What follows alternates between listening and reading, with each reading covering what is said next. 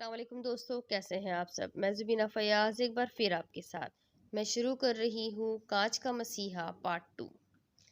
لبیک اللہم لبیک لبیک اللہم لبیک۔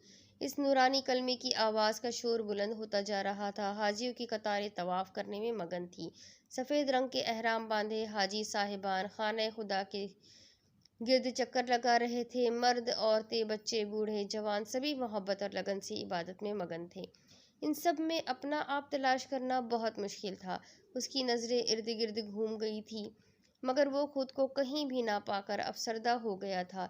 اس بار بھی اس کی باری نہ آئی تھی۔ اس کی حاضری اس سال بھی منظور نہ ہوئی تھی۔ اس کی آنکھوں نے دریا بہانا شروع کر دیا تھا۔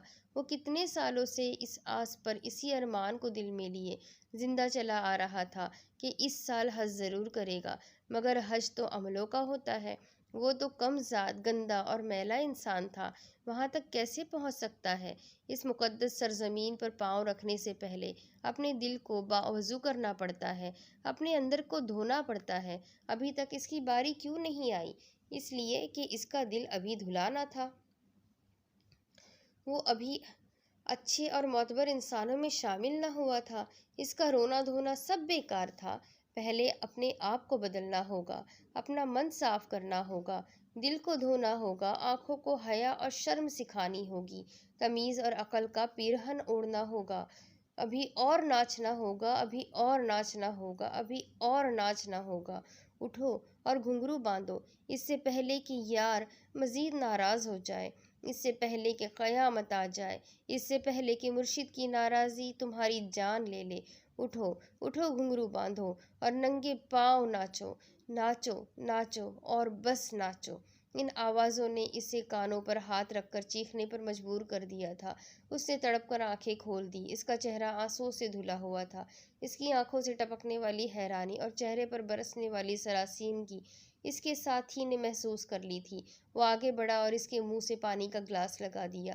وہ گٹاگٹ پینے لگا، مگر جتنی پیاس تھی، جتنی تشنگی تھی، گلاس کا وجود ریگستان میں ایک ننھے منھے قطرے کی مانند لگ رہا تھا۔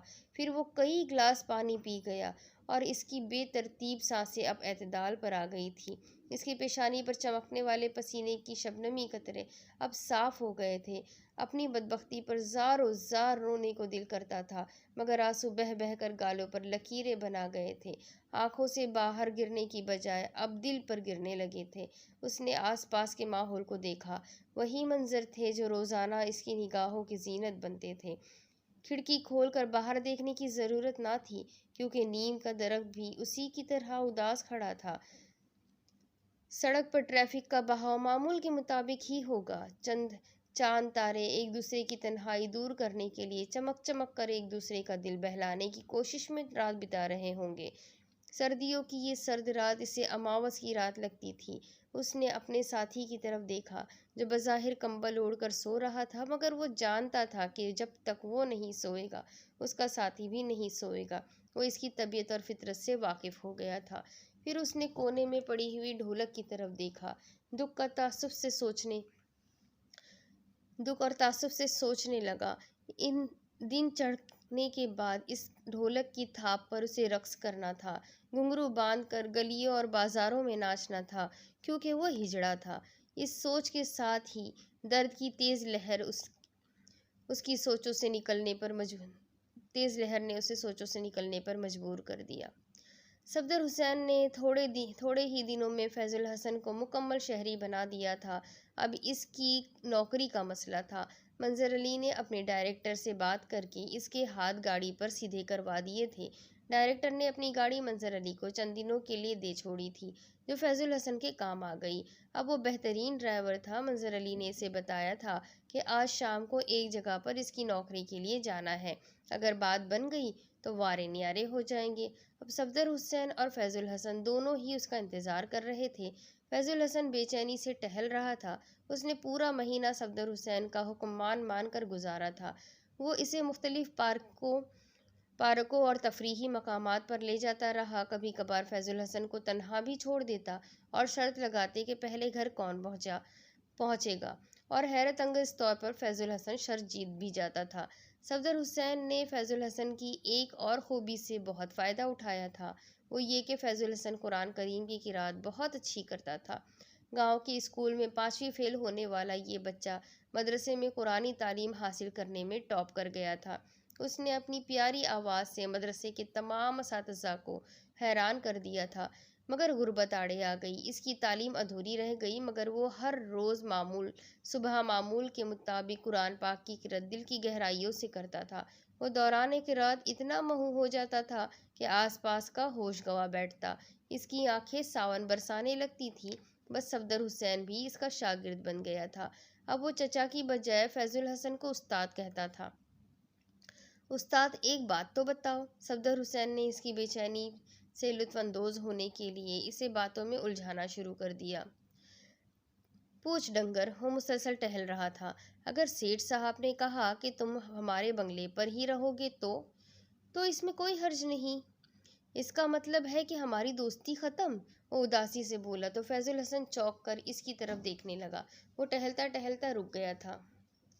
دوستیاں اتنی جلدی ختم نہیں ہوتی۔ وہ اس کے پاس آ کر بیٹھ گیا، اس کا ہاتھ ہاتھوں میں لے کر بولا، اب یہ دوستی میری موت پر ہی ختم ہوگی۔ تجھ میں ایک خرابی ہے استاد، وہ اپنے ہاتھ چھڑاتے ہوئے غصے سے بولا۔ وہ کیا؟ بہت جلد سنجیدہ ہو جاتے ہو، زندگی اور موت کی باتیں نہیں کرنا چاہیے۔ ٹھیک ہے، نہیں کریں گے۔ وہ فوراً ہی مان گیا تھا۔ وہ ننھے صفدر کو اداس نہ دیکھ سکتا تھا۔ اگر اس دوران کوئی شہر کی لڑکی پسند آ گئی تو وہ اس سے آگے کچھ نہ سوچ سکا۔ گاڑی والی اس کے سامنے آ کر کھڑی ہو گئی تھی۔ سنا ہے یہ عورت فساد کی جڑ ہے، بھائیوں کو بھائیوں سے جدا کر دیتی ہے۔ فیض الحسن کو اس کی آواز اپنے واپس ہوش میں لے آئی۔ مگر تم میرے بھائی تو نہیں ہو؟ بھائی نہیں ہوں، مگر بھائی کا بیٹا تو ہوں۔ وہ اب اپنے دونوں ہاتھ پسلیوں پر رکھ کر کھڑا فیض الحسن کو گھور رہا تھا۔ اس کی اس ادا پر فیض الحسن قربان ہو گیا۔ اس نے آگے بڑھ کر صفدر حسین کو گود میں اٹھا لیا اور منہ چومتے ہوئے بولا، میں نے ٹھیک کہا ہے، تم میرے بھائی نہیں ہو، میرے جگر کا ٹکڑا ہو، میری جان ہو، مگر تم تو کہتے تھے کہ تمہارا جگر بھی خراب ہے۔ صفدر حسین ایک بار پھر مذاق کے موڈ میں تھا۔ میں ٹھیک کہتا تھا کہ میرا جگر خراب ہے، کیونکہ میرا جگر تو تم ہو اور تم ٹھیک نہیں ہو۔ اس نے بھی بے ترکی جواب دیا کہ تو صفدر حسین مسکرا کر رہ گیا۔ تمہیں بھی شہر کی ہوا لگتی جا رہی ہے؟ اچھا، ایک نصیحت کرنے لگا ہوں، ذرا غور سے سنو۔ وہ بڑے بزرگوں کا انداز اپناتے ہوئے بولا تو فیض الحسن فرما بردار بچوں کی طرح اس کے قدموں میں بیٹھ گیا۔ جی فرمائیے دادا جی۔ اس شہر میں بھرپور زندگی گزارنی ہو تو لڑکیوں سے بچ کر رہنا، یہ میری نصیحت ہے۔ ٹھیک ہے دادا جی، فیض الحسن عاجزی سے بولا تو صفدر حسین کھلکھلا کر ہنس پڑا۔ اتنی دیر میں گیٹ کھلنے کی آواز سن کر دونوں چونک پڑے۔ منظر علی مسکراتے ہوئے اندر داخل ہو رہا تھا۔ چلو بھائی فیض الحسن، بوریا بستر سنبھالو اور چلنے کی تیاری کرو۔ وہ آتے ہی خوشخبری لایا تھا اور اس کا انداز بتا رہا تھا کہ کوئی اچھی ہی آفر ہے۔ مجھے کیا کرنا ہوگا؟ وہ عاجزی سے مسکینوں والی صورت بناتے ہوئے سب بولا تو صفدر حسین ہنس کر بول پڑا، دیواریں چین جگہ جگہ سے اکھڑ گئی ہے، اس کی مرمت کرنی ہے۔ دیکھو منظر علی، یہ میرا مذاق اڑا رہا ہے، دراصل شہر کا پانی ہی ایسا ہے۔ وہ پرشکایت انداز میں گویا ہوا تو منظر علی بھی کھلکھلا کر ہنس پڑا۔ اوئے ڈنگرا، تیرا چاچا ہے، اس کا لحاظ کرا کر۔ وہ صفدر حسین کو ڈانٹنے لگا، پھر کہا، ملک عبد الرحمن صاحب میرے بہت اچھے فین ہیں۔ وہ فیض الحسن کو سمجھانے لگا۔ یہ فین کیا ہوتا ہے؟ فیض الحسن درمیان میں ہی بول پڑا۔ مطلب کہ میری اداکاری کو پسند کرتے ہیں، ان کی بہت بڑی کوٹھی ہے، انہیں ایک عدد ڈرائیور کی ضرورت تھی، میں نے تمہاری بات کر لی، اب باقی تمام کام تمہیں وہ سمجھا دیں گے۔ فیض الحسن تمام باتیں سعادت مندی سے سن رہا تھا۔ مگر صاحب اصول پسند ہے، ہر کام وقت پر اور پورا کرنے کے عادی ہے، اور دوسروں سے بھی یہی توقع کرتے ہیں کہ ان کے ملازم بھی تمام کام ان کی منشا اور مرضی کے مطابق کریں۔ منظر علی نے خلاصہ بتا دیا تھا۔ اب فیض الحسن کو ڈرائیونگ کرنا تھا۔ اب ایک اور بات۔ وہ دونوں منظر علی کی جانب متوجہ ہوئے۔ تمہیں دن رات وہیں رہنا ہوگا، مہینے میں ایک چھٹی ہوگی اور تنخواہ پورے 600 روپے ملے گی۔ 600 روپے!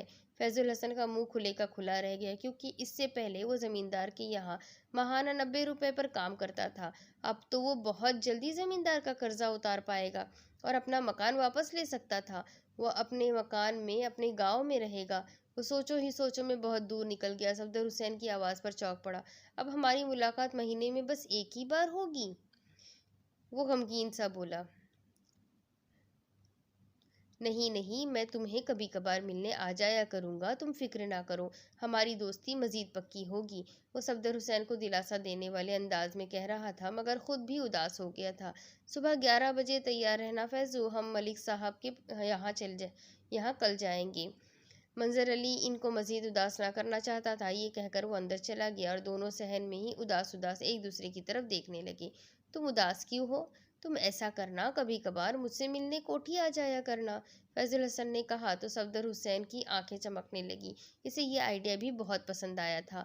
اگلے دن 11 بجے وہ ملک عبد الرحمن کے بنگلے نما کوٹھی پر پہنچ چکے تھے۔ فیض الحسن کے ہوش اڑ گئے تھے کیونکہ گاؤں میں زمیندار کی حویلی دیکھی تھی جو تقریباً 4-5 کنال پر محیط تھی، مگر وہ تصور بھی نہیں کر سکتا تھا کہ شہر میں کسی کا اتنا بڑا گھر بھی ہو سکتا ہے۔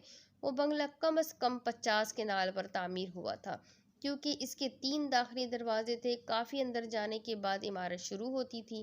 پورچ میں شاندار گاڑیاں کھڑی ہوئی تھیں، ان میں سے ایک گاڑی فیض الحسن کو ملنے والی تھی۔ وہ لبوں پر زبان پھیر کر رہ گیا۔ چوکیدار نے انہیں لان میں بچھی کرسیوں پر بیٹھنے کو کہا مگر وہ گھاس پر ہی بیٹھ گئے تھے۔ احساس کمتری غریب آدمی کے اندر سے جاگتا ہے۔ اتنی دولت اور شاندار عمارت کو دیکھ کر فیض الحسن کا دل دھڑک دھڑک کرنے لگا تھا۔ کیا وہ ان کے معیار پر پورا اترے گا؟ وہ خود ہی سوچنے لگا۔ اتنی دیر میں سامنے سے ایک لہیم شہیم بلند قد و کاٹ کا مرد آتا دکھائی دیا جس نے کلین شیو کر رکھی تھی، تیل لگا کر سر کے بال پیچھے کی طرف سلیقے سے کنگھی کیے ہوئے تھے۔ بے سلوٹ لباس اس کی شخصیت کو مزید نکھار رہا تھا۔ یہی عبد الرحمن صاحب تھے، کسی بھی قسم کی کوئی غلطی نہ کرنا، منظر علی نے اسے سمجھا دیا تھا۔ یہ تو بہت کرخت آدمی لگتا ہے، بس اپنی زبان منہ کے اندر دانتوں کے تالے میں بند کر لو۔ وہ دونوں اٹھ کھڑے ہو گئے۔ ملک صاحب کے ساتھ ایک سوٹڈ بوٹڈ آدمی بھی تھا جو بالکل نوجوان تھا۔ اس کے ہاتھ میں فائلوں کا انبار تھا، وہ یقیناً کوئی مینیجر وغیرہ تھا۔ فیض الحسن ان دونوں کی چال ڈھال سے خاصا مرعوب ہوا تھا۔ اب وہ دونوں ان کے پاس پہنچ چکے تھے۔ پاس آنے پر منظر علی نے ملک عبد الرحمن کو کرسی پیش کی اور سلام کیا، جبکہ فیض الحسن کو بھی اس کی تقلید کرنی پڑی۔ ملک کی نظر میں بے فکری، طبیعت میں غرور اور گردن کا اکڑاؤ بتا رہا تھا کہ باپ دادا کی جائیداد پر پرعیش کر کے اپنے آپ کو منوایا گیا ہے، کیونکہ منظر علی نے یہ نہ بتایا تھا کہ وہ کون سا ایسا کاروبار کرتے تھے جس سے ان کی یہ شان و شوکت برقرار تھی۔ منظر علی اور فیض الحسن کی اتنی جرأت نہ تھی کہ وہ اس بات کی کھوج لگاتے۔ ہاں بھائی منظر علی، ملک صاحب اب کرسی پر براجمان ہو گئے تھے، ہمارے کام کا کیا بنا؟ جی ملک صاحب، منظر علی عاجزی سے سامنے آیا اور ایسی صورت بنا لی کہ دنیا میں اس سے زیادہ مسکین صورت کوئی ہو ہی نہیں سکتا۔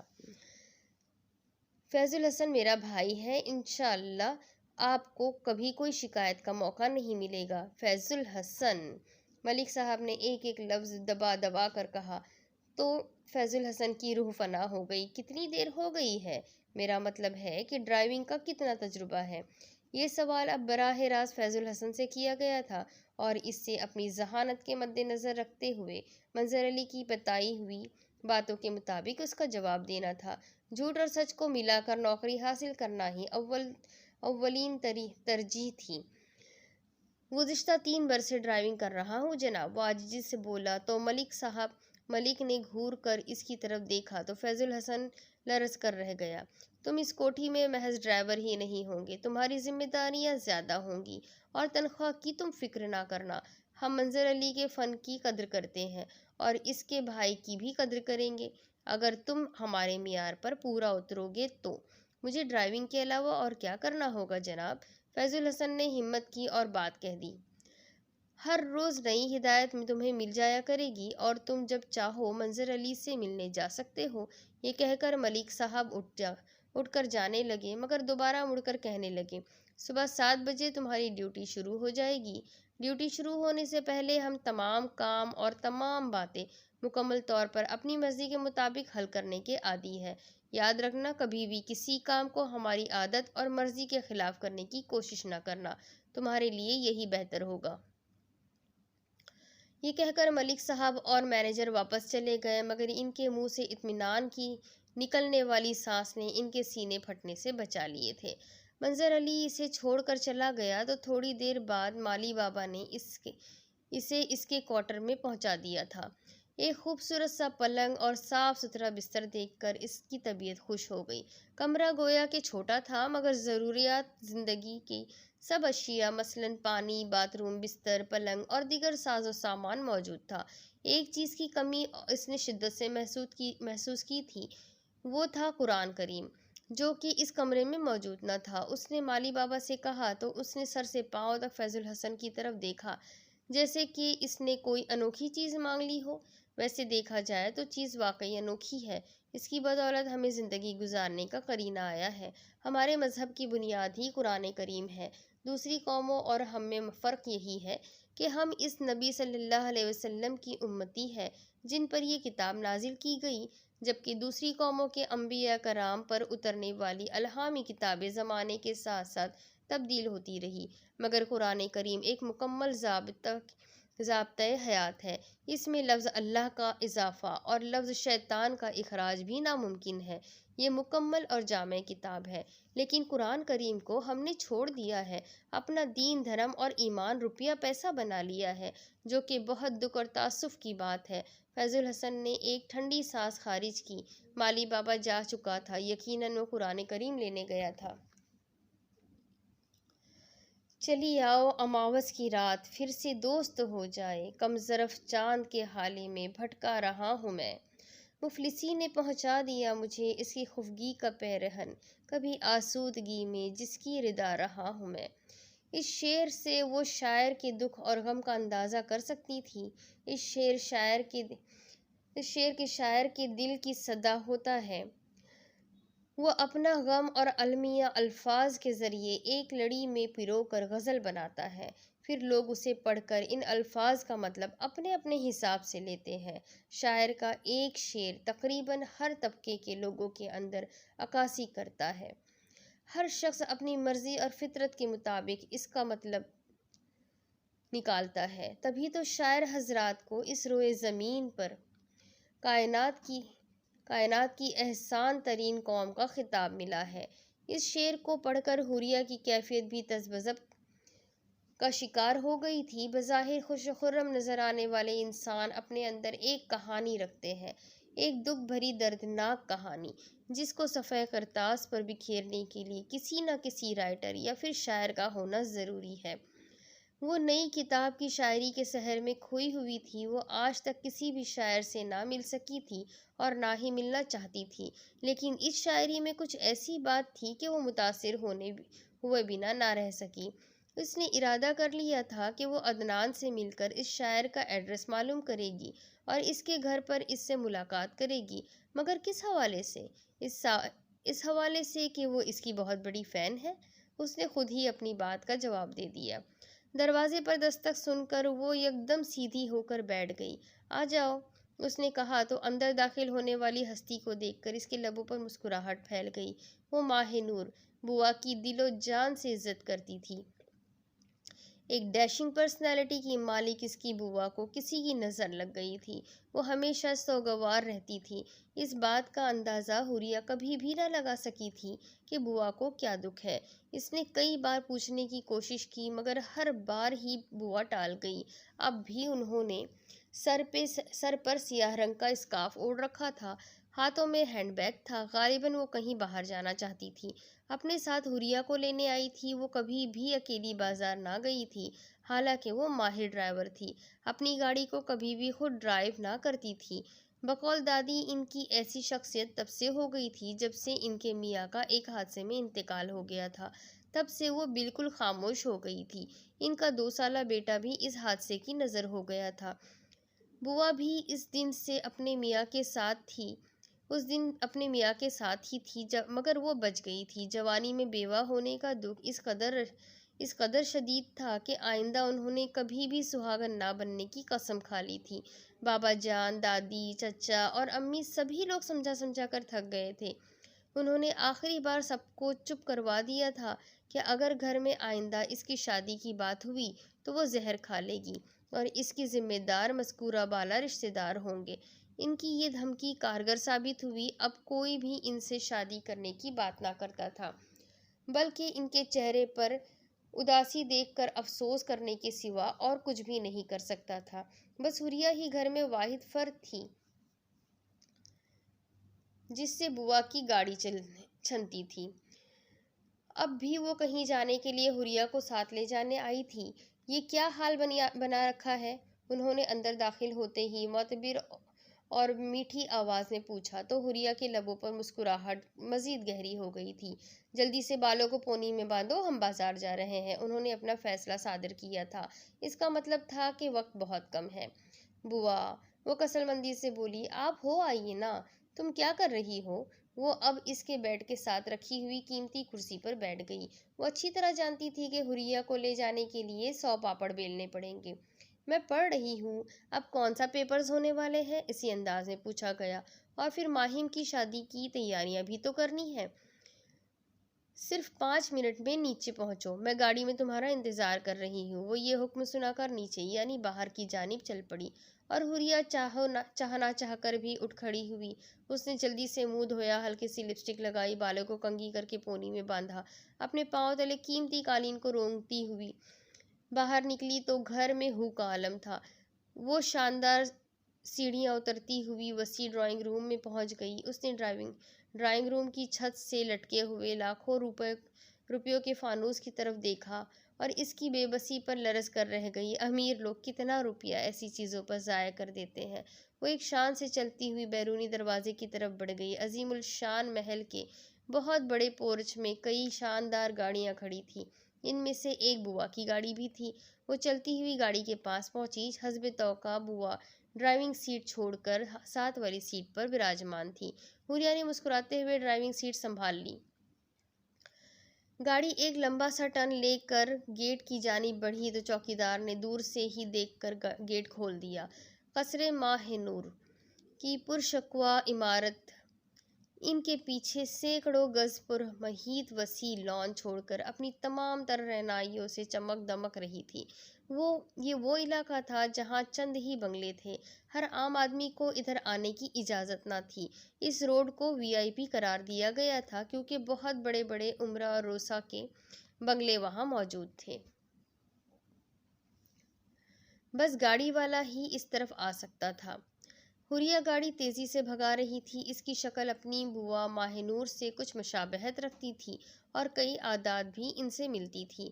گاڑی آہستہ کرو، بوا نے کہا تو حوریہ نے چونک کر اسپیڈ کم کر دی اور استفہامیہ انداز سے ان کی طرف دیکھا۔ زندگی حادثوں کا نام ہے، مگر کچھ حادثے ایسے ہوتے ہیں جو رشتوں کی زنجیر کو توڑ کر ان کی ہر کڑی کو علیحدہ کر دیتے ہیں۔ وہ سامنے سڑک پر گھور رہی تھی۔ احتیاط لازم ہے، میں اب مزید کوئی بھی حادثہ برداشت نہیں کر سکتی میری بچی، میں کسی اور کو کھونا نہیں چاہتی۔ ان کی آنکھیں نم ہو گئی تھیں۔ حوریہ کو اپنی غلطی کا احساس شرمندہ کرنے لگا تھا۔ I am sorry. اس نے گاڑی کی رفتار نارمل کر لی تھی۔ It's okay. انہوں نے اپنا ہاتھ حوریہ کے ہاتھ پر رکھ کر دلاسا دیا۔ آپ خود گاڑی کیوں نہیں چلاتی؟ مجھے چلانی نہیں آتی۔ مختصر سا جواب سن کر حوریہ ہنسنے لگی۔ یہ بابا جان کا خیال ہے؟ نہیں، میرا ذاتی خیال ہے۔ تو پھر آپ ایک ڈرائیور رکھ لیں، حوریہ نے سامنے دیکھتے ہوئے کہا تو ماہ نور بوا کے چہرے پر آ کر گزرنے والی غم کے سائے کو وہ نہ دیکھ سکی۔ درد کی ایک تیز لہر نے ان کے وجود کو جھنجھوڑ دیا تھا۔ وہ سرتاپا لرز کر رہ گئی تھی۔ انہوں نے حوریہ کی بات کا کوئی جواب نہ دیا تھا۔ حوریہ نے اپنا سوال پھر ایک بار دہرا دیا، آپ کوئی اچھا سا ڈرائیور کیوں نہیں رکھ لیتی؟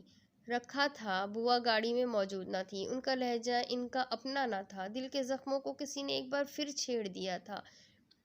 مگر میں نے تو آج تک گھر میں کوئی ڈرائیور نہیں دیکھا۔ بابا جان نے پابندی لگائی ہوئی ہے۔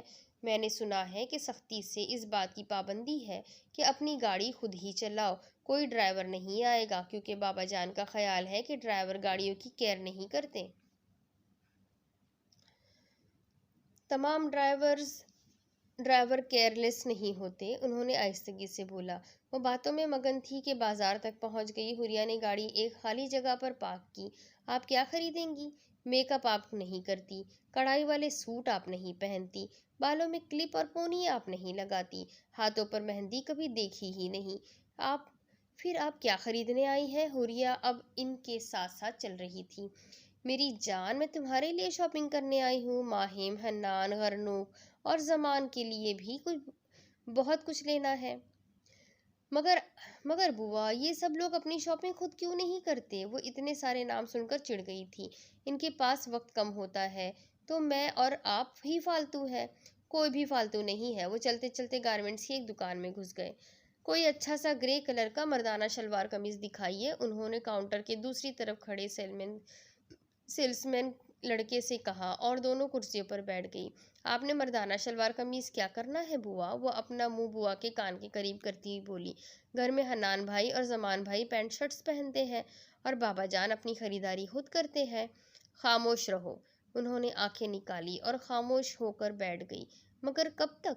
बुआ, आपने साइज तो बताया ही नहीं, उसने याद दिलाया तो वो सामने दीवार पर लगी घड़ी की तरफ घूरने लगी, जैसे कि साइज उसी में से निकलेगा। लास्ट साइज के 2-3 सूट पैक कर दो, उन्होंने दुकानदार से कहा। थोड़ी ही देर बाद वो बाहर निकली तो हुरिया को अदनान नजर आ गया। वो भी उसकी तरफ ही चला आया। करीब आने पर उसने दोनों को सलाम किया। बुआ भी इसे बुक स्टॉप के हवाले से जानती थी, क्योंकि वो हुरिया के साथ अक्सर बुक्स खरीदने के लिए चली आती थी। हुरिया आपी, नई शायरी की किताब कैसी लगी आपको? अभी तो शुरू की है। वैसे बाय द वे, उस शायर का अता पता कुछ मालूम हो सकता है या नहीं? पब्लिशर से पूछकर बता सकता हूँ। आप 2-3 दिनों में पूछ लीजिएगा। ठीक है। ये कहकर अदनान आगे बढ़ गया। वो दोनों गाड़ी में बैठी तो बुआ घर की तरफ जाने की बजाय गाड़ी मुखालिफ सिमत में ले जाने को कहा। हुरिया ने हैरत से इनकी तरफ देखा, हुक्म की तालीम की। अब गाड़ी शहर से बाहर जाने वाली सड़क पर दौड़ी जा रही थी। हुरिया ने देखा कि बुआ के चेहरे पर अफसरदगी बढ़ती जा रही थी। गाड़ी एक जगह रोक दी गई। सड़क के किनारे एक बोर्ड का बड़ा पुराना सा दरख्त था, जिसके साए में गाड़ी खड़ी करके दोनों ही उतरे। हुरिया ने देखा कि एक मजजूब मलंग इनकी तरफ आ रहा था। वो पास आकर रुक गया। गौर से इनकी तरफ देखकर एक तरफ होकर दरख्त के नीचे जाकर बैठ गया। जैसे उसने कहा कि वो कब्रिस्तान में चली जाए, मैं तुम्हारी गाड़ी का ख्याल रखता हूँ। हुरिया हैरत और इस्तेजाब के आलम में बुआ के साथ चल रही थी। वो खौफजदा दिखाई दे रही थी, जबकि माहिनूर बुआ बिल्कुल पुरसुकून अंदाज में चलती हुई कब्रिस्तान में दाखिल हो गई। गेट पर काका साई कब्रिस्तान का बोर्ड लगा हुआ था। वो पहली मर्तबा इस जगह पर आई थी। बुआ चलती हुई एक कब्र पर जाकर रुक गई। वो गौर से कब्र की तरफ देख रही थी।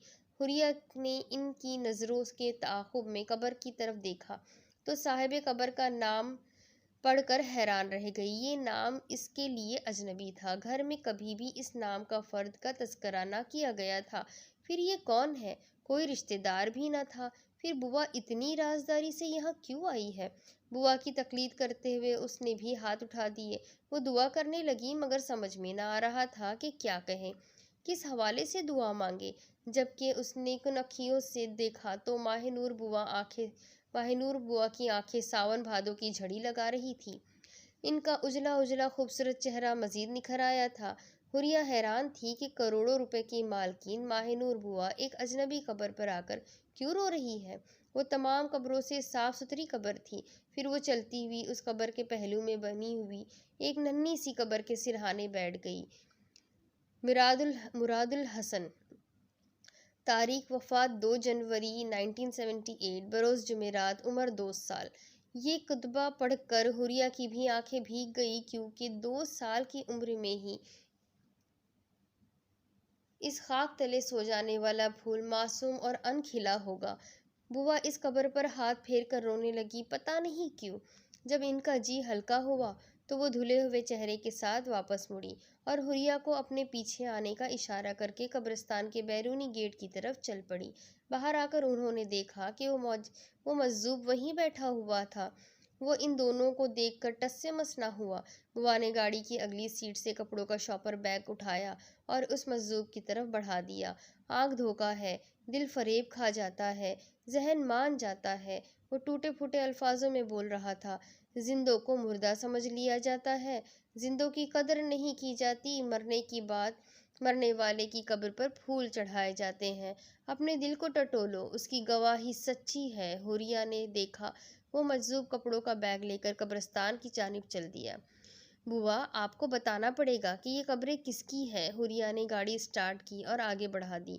تم کہتی تھی نا کہ گھر میں تم نے کبھی کوئی ڈرائیور نہیں دیکھا، یہ میرے ڈرائیور کی قبر ہے۔ وہ حیرت سے ان کی طرف دیکھنے لگی، جیسے کہ بوا کی ذہنی روح بہک گئی ہو۔ ہاں حوریہ، عبد الرحمن فیض الحسن میرا ڈرائیور اور تمہارا انکل تھا، انہوں نے کہا تو حوریہ کو یکدم بریک لگانی پڑی۔ گاڑی کے ٹائر چرچرائے تھے، گاڑی اپنی جگہ پر جم کر رہ گئی۔ بوا کی آنکھوں میں تیرنے والی نمی صاف دکھائی دے رہی تھی۔ وہ آہ بھرتی ہوئی بولی، فیض الحسن میرے شوہر تھے اور مراد الحسین میرا بیٹا۔ دوسری طرف ڈھولک کی تھاپ پر ناچتے ناچتے اس کے پاؤں شل ہو رہے تھے، سردی بھی اپنے پورے جوبن پر تھی۔ اس کا ساتھی بھی بڑی جان سے ڈھول پیٹ رہا تھا۔ اس کا ناچ دیکھنے والوں کا ہجوم بڑھتا جا رہا تھا، لوگ پیسے پھینک رہے تھے، ڈھول کی آواز تیز ہوتی جا رہی تھی۔ اس کے ناچتے ہوئے قدم بھی تیزی سے ٹھنڈی سڑک کو روند رہے تھے، اور پھر ڈھول کی آواز یکدم رک گئی۔ شاید ساتھی سمجھ گیا تھا کہ اب وہ مزید ناچے گا تو گر جائے گا، اور وہی ہوا۔ ڈھول کی آواز رکتے ہی اس کے قدم بھی رک گئے تھے، اور وہ نڈھال ہو کر سڑک پر بکھرے ہوئے پیسوں پر گر گیا۔ اس کی سانس دھونکنی کی طرح چل رہی تھی۔ یہ تو اچھا ہوا کہ ڈھول کی آواز بند ہو گئی تھی، ورنہ وہ آج شاید مر جاتا۔ مگر وہ کیسے مر سکتا تھا؟ اس نے اپنے آپ سے وعدہ کیا تھا کہ وہ حج کر کے ہی مرے گا۔ اس کا ساتھی بکھرے ہوئے پیسے سمیٹ رہا تھا، اس نے اسے بھی اٹھایا اور پیسے سمیٹ کر گھر کی راہ لی۔ تماشا ختم ہو چکا تھا، لوگ اپنے اپنے گھروں کو یا اپنے اپنے کاموں میں لگ گئے تھے۔ کسی نے بھی یہ جاننے کی کوشش نہ کی تھی کہ وہ کیوں ناچتا ہے، بس اپنا دل راضی کیا، اس کا ناچ دیکھا اور چلتے بنے۔ وہ چلتے ہوئے گھر پہنچ گئے تھے۔ اس کے ساتھی نے ڈھول کو ایک طرف رکھا اور اس کو کندھوں سے پکڑ کر بٹھایا، اور چارپائی پہ بیٹھ کر وہ لمبے لمبے سانس لینے لگا، جیسے کہ خارج ہونے والی توانائی جمع کر رہا ہو۔ پپو، وہ اپنے ساتھی سے مخاطب ہوا، مجھے ایک گلاس پانی پلا دے یار۔ پپو نے پانی کا گلاس گھڑے سے بھر کر اس کی طرف بڑھایا اور کرب سے بولا، کیوں اپنی جان کو تکلیفوں میں ڈال رکھا ہے؟ میں اب بھی کہتا ہوں یار، واپس چلتے ہیں۔ یہ عشق، یہ معرفت کی منزلیں ہم طے نہیں کر سکتے۔ وہ تڑپ کر اٹھا اور اس کی طرف اذیت ناک نظروں سے دیکھا۔ روز محشر مرشد کو شرمندہ کرا دوں؟ میرا یہ مطلب نہیں ہے یار۔ وہ شرمندگی چھپانے لگا۔ دیکھ پپو، میں جس راہ پر چل رہا ہوں اس میں کانٹے ہی کانٹے ہیں۔ اگر تم دکھوں کی اس راہ گزر میں کٹھن منزل کی طرف میرے ہم سفر بننا چاہتے ہو تو خاموشی سے سفر طے کرتے رہو۔ عشق حقیقی کی منزلیں اتنی آسانی سے نہیں ملا کرتی۔ وہ نمیدہ لہجہ چھپانے کی کوشش کرنے لگا تھا، مگر آنسو تو رندان سے باہر نکلنے کا بہانہ چاہتے ہیں۔ آنکھوں کی قید خانے میں رہنا ان کے بس سے باہر ہے۔ کسی نہ کسی بہانے قید و بند کی زنجیریں توڑتے ہوئے غمی اور خوشی کے موقع پر اپنی آمد کا اعلان کر کے انسان کی بے بسی کا تماشا دیکھنے لگتے ہیں۔ اب بھی ایسا ہی ہوا تھا۔ وہ اپنے جذبات پر، اپنے آنسوؤں پر قابو نہ رکھ سکا تھا۔ برسات بن کر بہنے والے آنسوؤں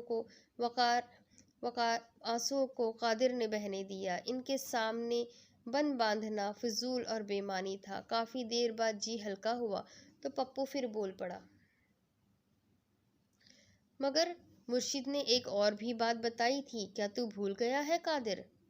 مرشد کی بتائی ہوئی تمام باتیں مجھے ازبر ہے، میں ان کا دیا ہوا سبق کبھی بھی بھولنے کی جرات نہیں کر سکتا۔ تو پھر وہ وقت کب آئے گا جب ہم شہید ہوں گے؟ پپو بے صبرا ہو رہا تھا۔ مصائب و آلام کا نام ہی امتحان ہوتا ہے، پریشانی اور دکھوں کا نام ہی دنیا ہے۔ بس مرشد نے فرمایا ہے تو سچ اور حق فرمایا ہے۔ وہ وقت کب آئے گا یہ تو اللہ سونا ہی جانتا ہے۔ دیکھ ادھر میری طرف، اچھا بھلا کھاتا پیتا گھرانہ چھوڑ کر اس راہ میں کیوں نکل کھڑا ہوں؟ بس اس دنیا کی منافقت اور نام نہاد بھائی چارے سے دل اچاٹ ہو گیا تھا۔ ایک اللہ والے کے سنگ یاری لگائی، اسی کو نبھانے کی تگ و دو میں جو لطف اور مزہ محسوس کیا ہے وہ دنیا داری میں نہیں ہے۔ لوگ مجھے آج ہجڑا سمجھتے ہیں، مگر وہ یہ نہیں جانتے کہ ایم اے اردو یہ نوجوان بھرپور مردانہ وجاہت کا نمونہ ہے۔ بس عشق نہ پوچھے ذات اور نہ دیکھے دن رات، اب ڈیوٹی لگی ہے تو نبھانے کی کوشش مرتے دم تک کروں گا انشاءاللہ۔ پورے ہجوری محلے میں لوگ اسے ہجڑا سمجھتے تھے، ان کا مذاق کرتے تھے، لوگوں کا معمول بنا ہوا تھا اس کا مذاق اڑانا۔ وہ کسی کی بات کا بھی برا منائے بغیر اپنے فرض کی تکمیل میں مشغول تھے، مگر ایک گھر ایسا بھی تھا جو کسی طور پر بھی اسے ہجڑا نہ مانتا تھا۔ بس وہ گھر کی واحد شخصیت تھی جو والدین اور بھائی کی مرضی کے خلاف ان کے گھر آتی جاتی تھی، بالکل سامنے ہی کھڑکی میں بیٹھ کر ان کی باتیں سنتی، ان کی باتوں کے جواب دیتی تھی۔ رانی نام کی یہ 17-18 سالہ الہڑ لڑکی قادر پر اپنا دل ہار بیٹھی تھی۔ پورا محلہ جانتا تھا کہ قادر ایک ہجڑا ہے، مگر رانی کا دل کہتا تھا کہ وہ ایک بھرپور مرد ہے۔ اس نے یہ بھیس کسی خاص مقصد کے لیے ہی بدلا ہوا ہے، بس وہ اپنے دل کی مان رہی تھی۔ اب بھی وہ قادر اور پپو کے دروازے پر کھڑی تھی۔ میں اس کے آگے کی سٹوری آپ کو اگلی قسط میں سناتی ہوں۔ آخر قادر نے ہجڑے کا روپ کیوں لیا ہے؟ فیض الحسن کیا مر چکا ہے؟ فیض الحسن اس کی بوا کا ڈرائیور تھا۔